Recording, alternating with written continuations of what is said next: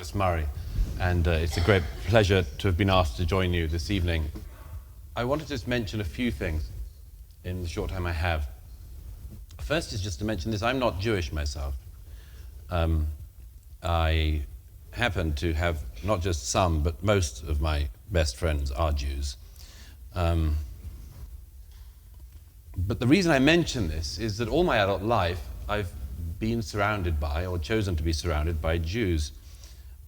And why should that be? In my secular moments, I'd say it's been luck or good fortune. In my more religious moments, I'd say it's a signal of God's grace, of the wild grace of God. Because for me, these friendships and what I've learned from them have been among the greatest blessings of my life. I've known Ashkenazi Jews and Sephardic Jews. I've known secular Jews, Orthodox Jews, ultra-Orthodox Jews, Chabadnik Jews, and even some Reform. All of these differences are of great importance to many of you and to all of the people who argue them. But they mattered not one jot to the terrorists who broke into Israel on Saturday.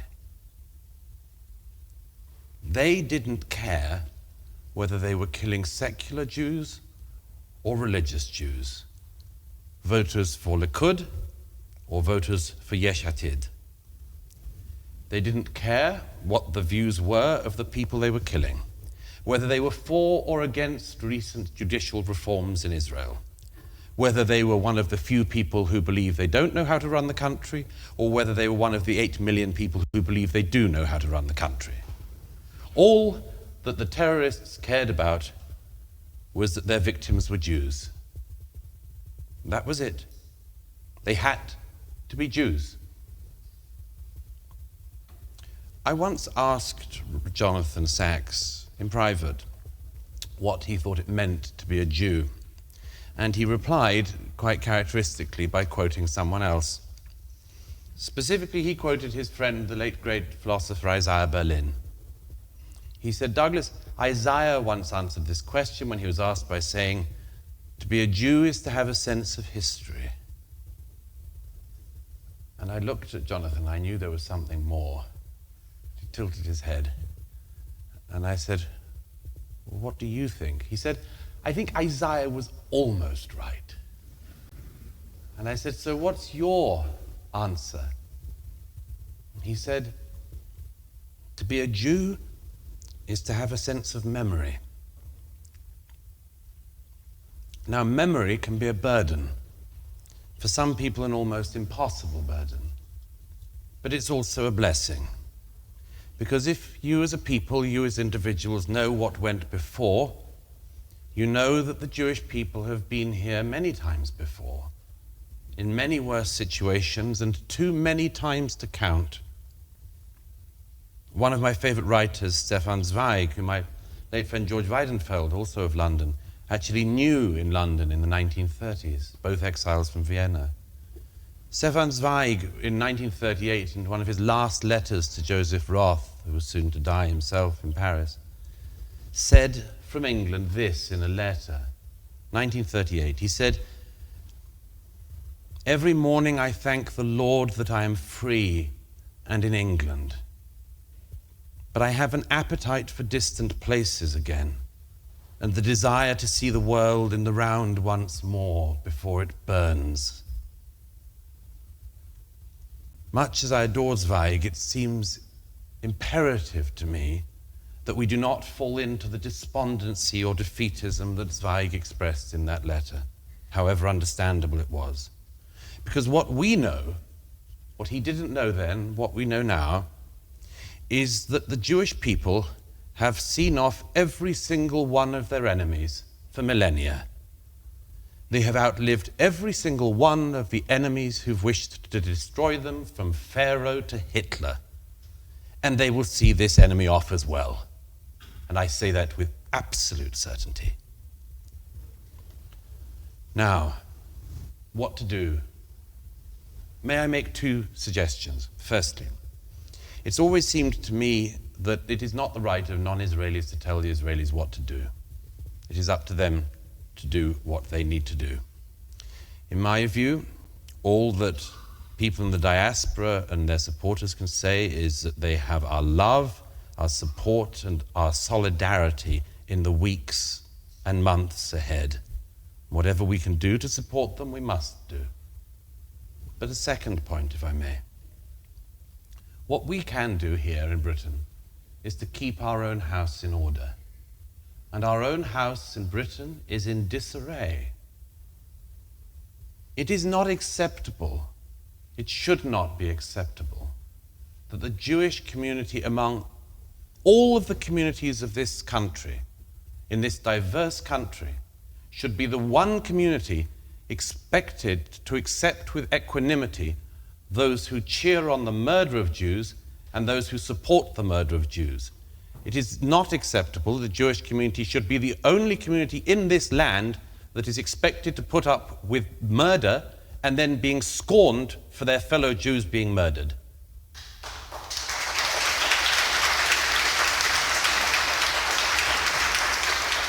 No other community would accept this, and I beg you not to accept it either. I beg you not to accept it. I came back to London the other night and I hear the residue of the people outside the Israeli embassy. These people were not protesting against Israeli countermeasures. They hadn't even had any countermeasures. They were protesting because Jews by the hundreds had been slaughtered in Israel and they wanted to wound us more. Well, they might try, but we should not accept that with equanimity. I've written in The Spectator tomorrow a demand on the Prime Minister and the Home Secretary that supporters of Hamas in the UK must be treated in exactly the same way as supporters of ISIS were.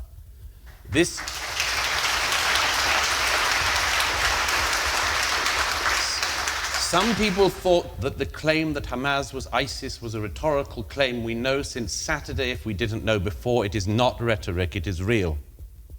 If you stand in Britain with a Hamas flag, you should not be allowed to be free in Britain. You should be arrested, have your citizenship withdrawn, your passport withdrawn. You should be deported, you should be sent to the Gaza and try your luck there. But you should not be given the right to insult and to taunt Jews after the death of Jews. It's intolerable and we should not tolerate it. Let me say one more thing, and it's the main thing I wanted to say to you tonight. That you're not alone. That you're not alone. The saddest thing I've heard in recent days have been the number of Jewish friends of mine who've said, in Israel and outside of Israel, it's always like this. We're always alone. And I just wanted to say that isn't the case. You know, you have, among other things, a Democrat president of the United States who so far has been so fully behind the Jewish state, it is very hard to see what better statement he could give. We have a conservative prime minister here in the UK, Rishi Sunak, who has been utterly supportive of the Israeli state to date. The whole civilized world is behind the Jewish state today. Now that may change. As my friend Barry Weiss wrote on Saturday, we will have to be very careful in the weeks and months ahead to remember Saturday and to keep it in mind. The BBC and others who can't even define a terrorist are already past this. The slaughter that's only still now being uncovered is currently somewhere down the line of stories. It's already falling away, and yet we mustn't allow it to fall away. The dead are not even buried. So I wanted to say that it is not the case that the Jewish community of this country is alone. You are not. There are many millions of people, civilized people in this country and across the world who are with you as well. I speak for myself when I quote, if I may, in closing, one of my favorite lines in Scripture from the book of Ruth. You all know it. Whither thou goest, I will go, and where thou lodgest, I will lodge. Thy people shall be my people, and thy God my God. And I tell you this with utter certainty, if they keep coming for the Jews, if they keep coming for you, I'll tell you this. They may come for the Zionists. Very well. I am a Zionist. They may keep coming for the Israelis. Very well. I'm an Israeli. They may come continuously for the Jews. Very well. I'm a Jew. I'm Israel Kai. So that was a very passionate, loving, endearing speech delivered by Douglas Murray there, I believe probably at a synagogue, in the aftermath of the October 7th horrific terrorist attacks by the terrorist group Hamas on 12 to 1,400 Israeli citizens, Arabs among them as well. And he delivered that speech with quite a bit of restraint, very solemn in his words. And I guess the part of the speech that's probably going to make the most noise and news was when he said that he wrote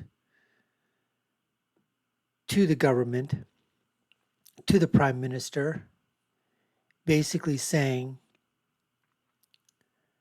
that something needs to be done about people within the country of Great Britain who decide to use terroristic remarks,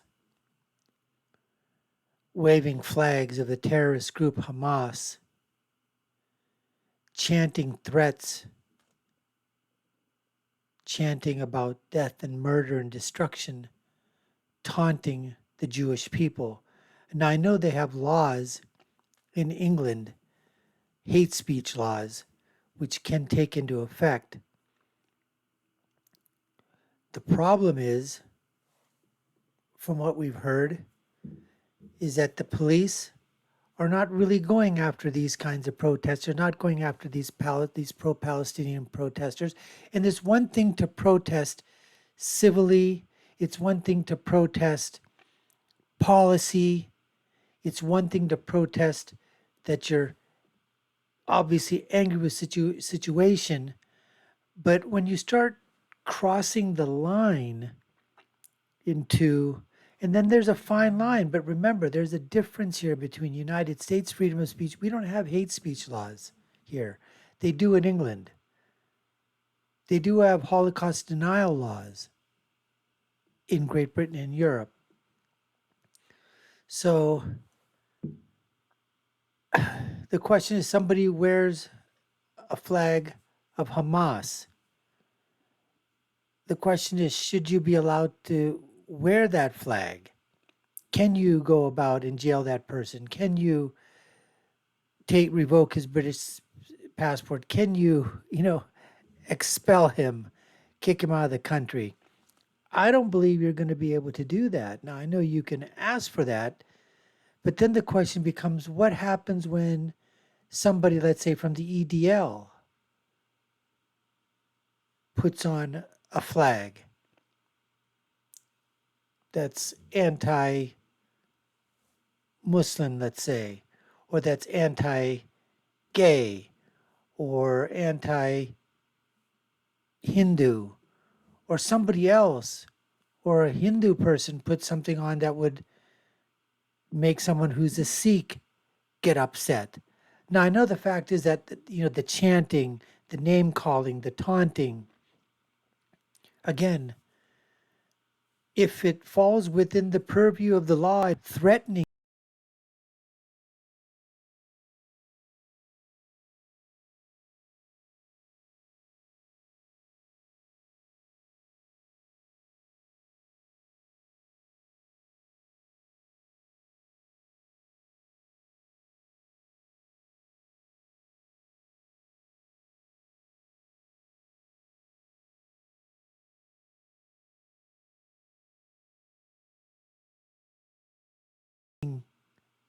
the lives of someone, threatening to do harm, destruction, telling other people to do those kind of things, that's the kind of thing that, at least here in the United States, we wouldn't be able to legislate. But as far as over in United Kingdom or in Great Britain, if that's something that can be done, you know, we'll see. But so far, as we've been hearing, the Metropolitan Police and others really are standing down when a lot of this is going on. The political correctness is unbelievable. And as Douglas rightly pointed out, those terrorists, they didn't care what sect the Jewish people were coming from, what groups they were, whether they were practicing, non practicing, religious, non religious, whether they were, Ashkenazi or they were Hasidic or they were, whatever, or Reform. They didn't care. It was just that they wanted to kill Jewish people. That's what they wanted to do. A terrorist act that would, invoke fear into the Jewish people living in those areas. And that has to be that has to be absolutely just you cannot be condoned at all. I mean, you just can. There's no way. That needs to be 1,000%. Basically said that cannot. Terrorism will never be allowed to flourish. Now it does happen, but we need to do everything in our powers to protect people from these terrorist acts. And the government of Israel has been pretty good about it. There's been talk about why the failings occurred in this situation. And the Netanyahu government has a lot of questions to be answered for. But all in all, as we talk about a speech that Douglas Murray did, sort of reminded me of the Ich bin ein Berliner speech that was delivered by John F. Kennedy, of all people. As in his ending, Douglas Murray basically proclaimed his solidarity with not only being with the Jewish people and a part of the Jewish people, but actually saying that he considers himself to be a Jewish person as well and will stand by them no matter what. Anyways, folks, we appreciate you taking the time to watch. You've been watching the Dr. Nasir Shaikh Show. I've been your host. My name is Dr. Nasir. If you haven't done so already, we'd love for you to subscribe to the channel, like, share, and follow. You all know what to do. Take a look at our video links above and below. Share and comment. Love to know what you have to say. My final thought, when you're right, you're right. And when you're left, you're wrong. Until next time, folks, take care and stay safe.